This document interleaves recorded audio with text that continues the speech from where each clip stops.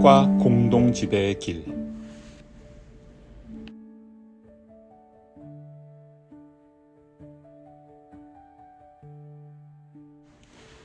진화는 말이 아니라 침묵의 결로 짜인다. 그것은 한 사람이 오랫도록 반복하던 생각의 바다를 건너 마침내 말이 멈춘 자리에서 자신과 처음으로 마주하는 순간 시작된다. 그 고요는 곧 파장이 되어 관계의 어지러운 실타래를 천천히 풀고 과거의 그림자를 벗긴 자리 위에 통제하지 않는 질서, 지시하지 않는 지도력이 피어난다. 말이 없는 가운데 모든 것이 통하는 세계. 침묵은 바로 그곳에서 인간의 운명을 다시 짜고 있었다.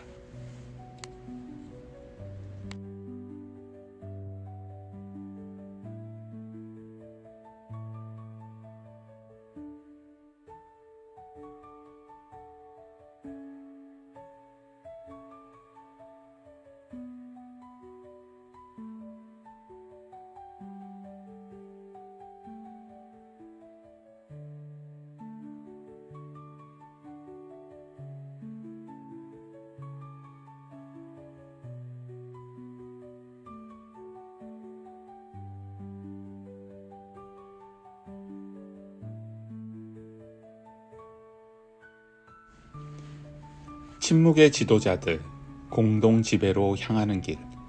24번과 44번 유전자 키의 상호작용.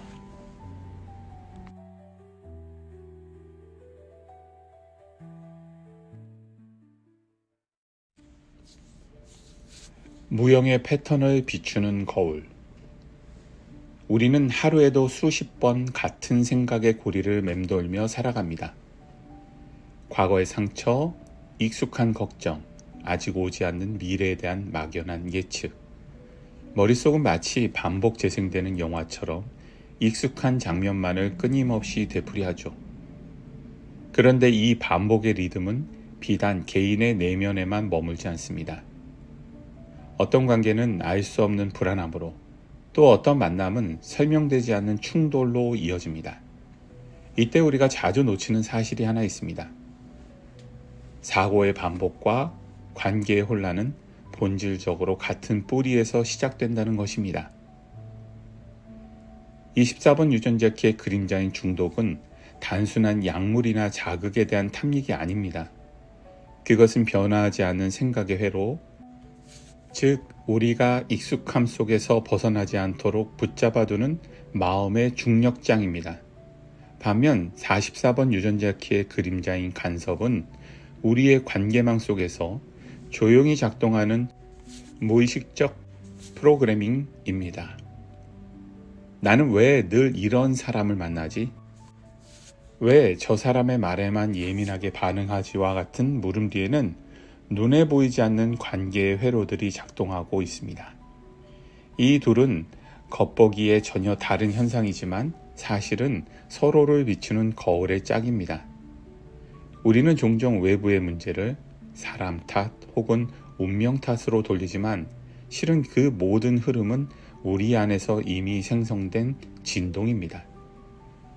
마음속에 쌓인 중독된 사고의 패턴이 대인관계의 간섭으로 확장되고 다시 그 관계의 불협화음이 우리의 내면을 또 한 번 휘저어 놓는 것. 이것이 바로 프로그래밍 파트너로서의 24번과 44번이 엮어내는 진화의 순환 구조입니다. 그렇다면 이 거울을 통해 우리는 무엇을 봐야 할까요? 그곳엔 단순한 반성이 아닌 하나의 문이 열려 있습니다. 의식의 진화를 향한 방향, 그리고 그 문턱 너머에 자리한 깊은 통찰의 가능성입니다. 24번과 44번은 하나의 경고이자 초대입니다. 지금 이 삶의 회로를 따라가고 있는 당신은 진정한 자신인가요? 라는 질문을 던지는 동시에 고요 속으로 들어가 그 회로를 새롭게 써내려갈 수 있음을 암시합니다. 이제 우리는 두 유전자 키가 품고 있는 진화의 서사에 귀를 기울이려 합니다. 중독에서 발명으로, 간섭에서 공동지배로, 그림자의 미로를 지나 침묵과 시너지의 길로 나아가는 여행. 그 첫 페이지를 지금부터 함께 펼쳐보겠습니다.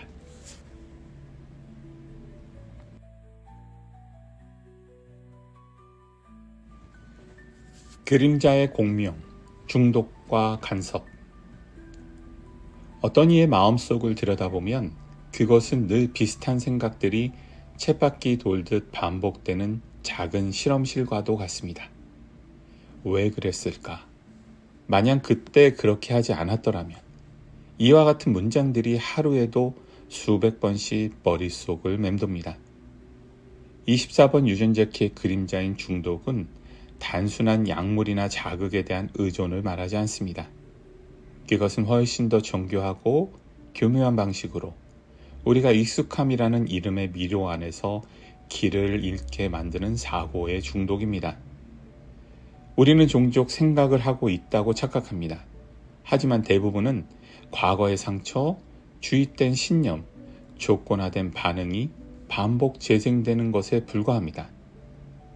어릴 적 부모에게 배운 두려움, 학교에서 길들여진 규범, 사회에서 강요받는 정체성, 이런 것들이 우리의 생각 회로를 만들고 그 회로는 마치 고정된 신경의 트랙처럼 늘 같은 방향으로 흘러갑니다.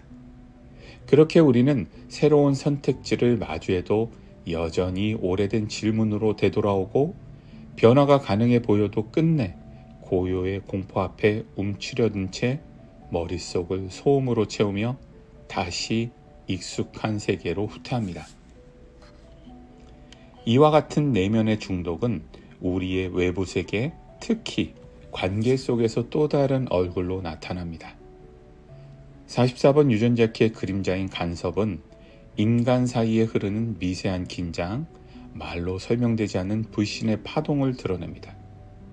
처음 만난 사람에게 느끼는 설명할 수 없는 거부감, 반복되는 가족 내 갈등, 늘 같은 유형의 연인과 관계 맺기를 반복하는 패턴, 이 모든 것들은 우연이라기보다는 보이지 않는 기억의 흔적들이 우리의 인연 안으로 끼어드는 프랙탈 간섭이라고 할 수 있습니다. 고대 인도에서는 이러한 현상을 카르마의 관계라 불렀습니다. 현대에서는 이를 인간 프랙탈이라는 용어로 설명할 수 있을지도 모르겠습니다. 즉, 우리가 맺는 관계는 단순한 만남이 아니라 과거의 미완의 기억들이 현재에 재현되는 무대인 셈입니다. 어떤 이의 목소리, 눈빛, 말투가 나도 모르게 특정한 감정을 불러일으킨다면 그것은 그 사람 자체보다도 나의 기억 속 잔상이 투영된 것일 수도 있습니다. 그렇게 우리는 자신도 인식하지 못한 채 과거의 유령과 대화하며 현재의 관계 안에서도 여전히 같은 오해와 실수를 반복합니다. 24번과 44번. 사고의 고리와 관계의 간섭. 이 둘은 각자의 영역에서 작동하지만 실상은 하나의 회로처럼 맞물려 작동합니다. 내면의 중독은 관계 속 간섭을 부르고 관계에서 받은 상처는 다시 생각의 회로를 강화합니다. 이 되풀이되는 공명 구조 속에서 우리는 정말 자유로운 존재일 수 있을까요? 아니면 우리는 과거라는 미지의 손에 의해 조종되며 살아가는 꼭두각시일 뿐일까요? 어쩌면 우리는 지금도 삶을 살아가고 있다고 믿지만 실제로는 과거의 그림자들과 대화를 이어나가고 있는 건 아닐까요? 나는 지금 여기에 있지만 나의 삶은 여전히 어딘가에 얽매여 있다.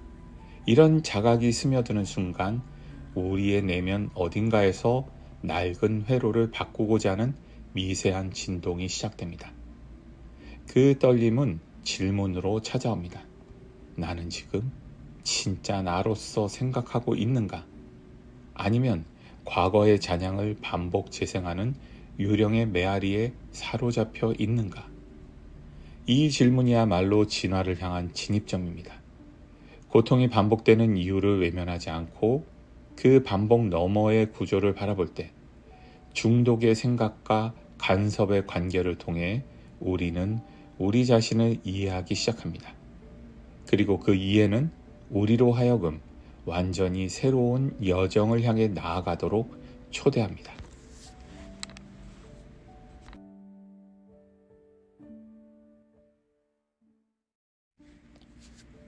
선물의 탄생, 발명과 팀워크. 중독과 간섭이라는 그림자의 정점에서 문득 한 줄기 빛이 새어 들어옵니다. 생각이 생각을 낳고 의심이 의심을 먹고 자라는 내면의 소용돌이. 그 회전의 반복에 스스로 지쳐버린 이가 마침내 멈추기로 결심하는 순간 그곳에 틈이 열립니다. 그리고 그 틈 안에서 이전과는 전혀 다른 낯선 가능성의 씨앗이 움트기 시작합니다. 이것이 바로 24번째 유전자 키가 말하는 선물, 발명의 시작입니다.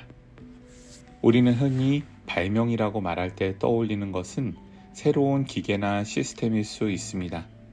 그러나 여기서 말하는 발명은 도구가 아니라 의식의 사건입니다. 이것은 고요 속에서 오히려 아무것도 하지 않을 때 태어납니다. 익숙한 생각의 바퀴를 멈추고 낯선 침묵 앞에 자신을 무방비로 내맡길 때 마치 안개가 거친 듯 떠오르는 하나의 통찰, 그것은 의식의 문이 닫혀 있을 때 아무리 두드려도 반응하지 않던 세계가 문득 스스로 문을 열고 우리를 초대하는 순간입니다. 아, 바로 이거였어. 그렇게 탄생한 영감의 순간은 종종 설명이 불가능한 경지입니다. 마치 체스판 위의 한 수처럼, 한 장의 그림처럼 말로 설명되지 않지만 모든 것을 단번에 바꾸는 비언어적인 전환입니다. 그것은 반복의 루프 안에서 도약하는 하나의 점프이며 평면 위에서 나선으로 그려지는 의식의 비틀림입니다. 한 천재적 운동선수가 누구도 예측하지 못한 움직임으로 판세를 바꾸는 것처럼 발명은 예측을 거르고 시스템을 흔들며 진화를 향한 미세한 돌연변이로 작용합니다. 그리고 흥미롭게도 이 내면의 창조적 전환은 곧장 외부의 구조에도 파동을 일으킵니다. 44번째 유전자 키의 선물 팀워크는 그렇게 등장합니다. 팀워크란 단순히 함께 일하는 것을 넘어 서로가 서로의 본질을 감지하고 조율하는 관계의 지능입니다. 이 단계에 도달하면 사람들은 말보다 느낌으로, 행동보다 진동으로 서로를 읽기 시작합니다. 어떤 이는 눈빛 하나로, 어떤 이는 첫 만남의 악수만으로도 상대의 진심을 감지합니다. 그들은 말하지 않아도 알고 요청하지 않아도 움직이며 전체의 조화를 저절로 이루어냅니다. 생각해 보십시오. 잘 훈련된 오케스트라처럼 악보 위의 음이 아닌 숨 사이의 쉼표에서 합을 맞추는 이들. 지휘자의 손이 움직이기 전 이미 하나의 의식처럼 움직이는 단원들. 이것이 바로 팀워크가 창조하는 비언어적 공명입니다.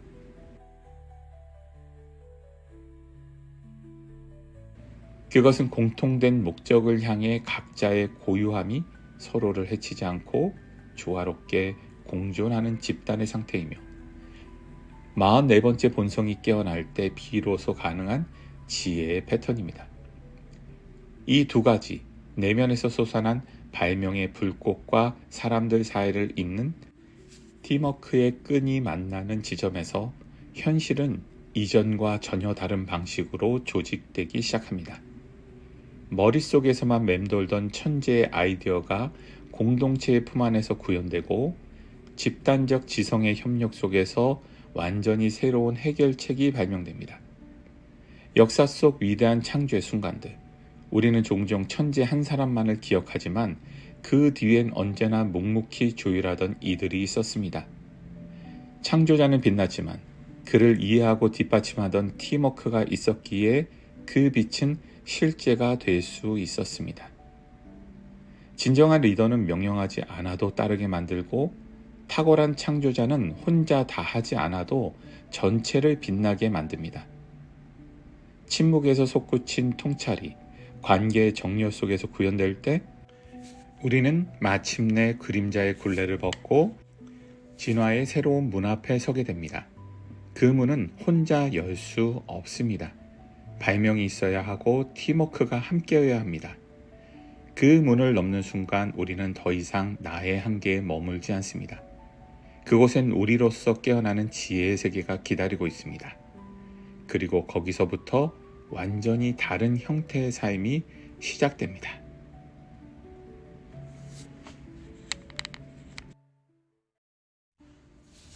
침묵과 공동지배, 참된 관계성의 통합.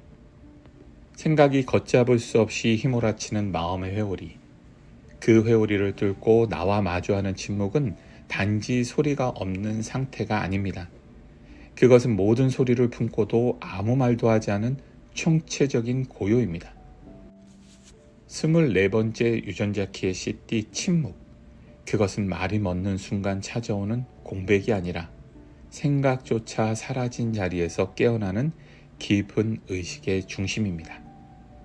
그곳에 이르면 마음은 마치 바람 한 점 없는 호수처럼 잔잔해집니다. 말이 없으니 분별도 사라지고 분별이 사라지니 나와 너의 경계도 흐려집니다. 과거의 후회도 미래의 불안도 녹아든 시간의 심연 속에서 우리는 처음으로 지금이라는 시간의 실체를 경험합니다. 그것은 감각이 멎은 자리에 도달한 의식의 반짝임이자 언어가 미치지 못하는 자리에선 존재의 투명한 진동입니다.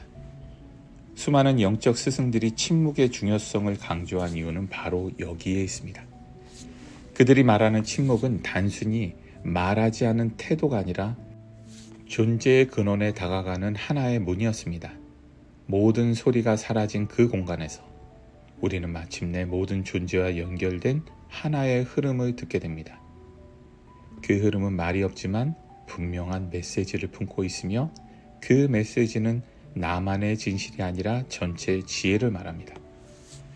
그리고 이 깊은 침묵의 깨달음은 개인을 넘어서 공동체로 확장됩니다. 44번째 유전자 키의 CD 공동지배. 이것은 고요한 내면에서 깨어난 이들이 만들어내는 새로운 질서의 방식입니다. 누가 명령하지 않아도 모두가 자발적으로 움직이고 누가 따르지 않아도 전체가 하나처럼 유기적으로 작동합니다. 이곳에는 지배자도 피지배자도 없습니다. 오직 서로의 고유한 리듬을 감지하며 공명하는 집단 의식만이 있습니다. 밤하늘을 가로지는 새떼, 유영하는 물고기 떼를 떠올려 보십시오. 중심이 없음에도 불구하고 그들은 혼란에 빠지지 않습니다. 오히려 중심이 없기에 모든 것이 중심이 됩니다. 그것이 자연 속 공동지배의 모습이며 인간에게도 가능한 공동의 진화 형태입니다. 이 경지에 이르면 통제는 불필요해지고 신뢰만이 남습니다. 각자의 고유함이 사라지는 것이 아니라 오히려 그 고유함이 모여 더 깊고 정교한 질서를 창조합니다. 이것은 명령이나 감시로는 결코 얻을 수 없는 상태이며 오직 내면의 침묵에서 비롯된 지혜 작용만이 만들어낼 수 있는 장입니다. 바로 여기서 침묵과 공동지배는 분리된 두 개념이 아니라 하나의 깨달음이 가진 두 개의 얼굴이 됩니다. 침묵을 경험하는 자만이 참된 공동체에 참여할 수 있으며 공동지배가 구현된 공간에서만 그 침묵은 더욱 깊고 넓게 울릴 수 있습니다. 이것은 혼자의 자유가 전체의 조화로 승화되는 길, 그리고 개별성과 집단성이 충돌 없이 함께 존재할 수 있는 이상적인 상태입니다. 그 침묵 안에서는 우주의 가장 미세한 속삭임까지 들려옵니다. 시대를 가로지르는 진동, 선조의 기억, 아직 오지 않은 미래의 가능성까지 시간은 하나에 펼쳐진 테피스트리처럼 눈앞에 나타나고 우리는 과거와 미래의 패턴을 가로지르며 그 원형의 흐름을 이해하게 됩니다. 고요함 속에 깃든 직관, 그것이 공동지배이자 씨앗이자 새로운 운명의 시나리오를 쓰는 손길이 됩니다. 한 사람의 침묵이 열고 여러 사람의 침묵이 확장한 공동체, 그곳에는 더 이상 과거의 업에 끌려다니지 않습니다. 관계는 갈등의 반복이 아니라 해방의 가능성으로 다시 태어납니다. 그리고 마침내 우리는 듣게 됩니다. 말이 아닌 존재의 울림으로 서로를 알아보는 소리 없는 합창을. 침묵은 언어를 뛰어넘고 공동지배는 통제를 넘어선다. 이 문장은 더 이상 하나의 비유가 아닙니다. 그것은 우리가 도달할 수 있는 가장 실제적인 변화의 언어이며 가장 깊은 진화의 방식입니다.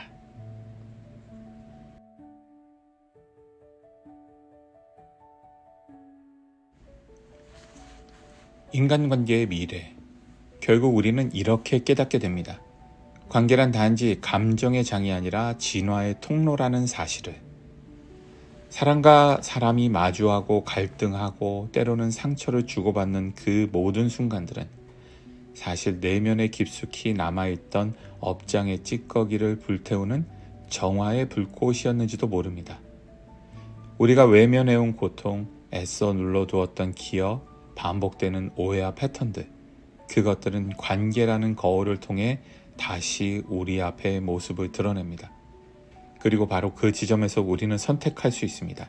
이것을 회피할 것인지 아니면 치유의 기회로 받아들일 것인가. 관계는 더 이상 누가 옳고 그른가의 문제가 아닙니다. 그것은 개인과 집단의 무의식이 함께 떠오르는 장이며 서로의 내면에 숨겨진 상처를 드러내고 치유하는 신성한 의식의 장입니다. 우리는 이제 관계의 문제를 남 탓이나 운명의 탓으로 돌리지 않습니다. 대신 그 속에서 내 안의 그림자를 발견하고 그를 끌어안으며 자신을 치유해 나갑니다. 한 개인의 각성이 그러하듯 인류 또한 지금 집단적 각성의 문턱에 서 있습니다. 우리가 맺는 모든 관계는 우연히 흘러간 인연이 아니라 의식이라는 하나의 강에 함께 발을 담근 자들의 조율된 만남입니다.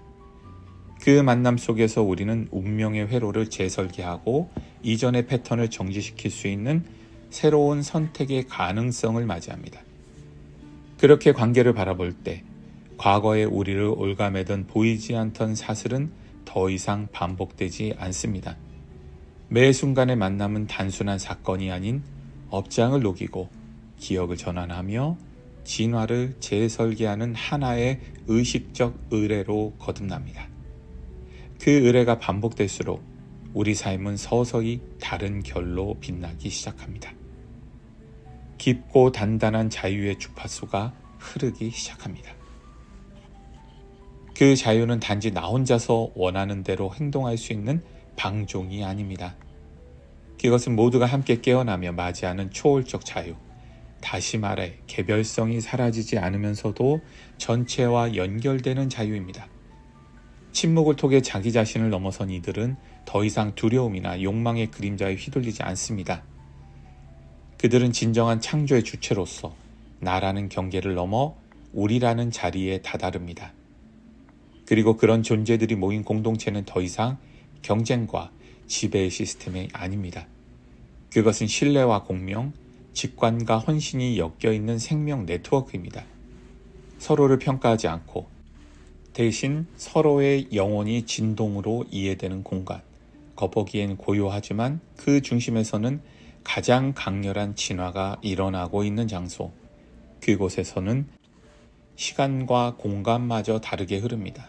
말보다는 시선, 지시보다는 침묵, 구조보다는 리듬, 그렇게 우리는 서로의 안에서 미래의 빛과 대화하게 됩니다. 더 이상 과거의 망령들과 반복적인 대화를 이어가지 않아도 되는 순간, 마침내 우리는 진정한 질문을 던지고 그 질문에 대한 응답이 한 사람의 깨달음이 아닌 집단의 조화로 나타내는 시대를 맞이하게 됩니다. 지금 이 순간도 우리는 서로에게 말을 걸고 있습니다.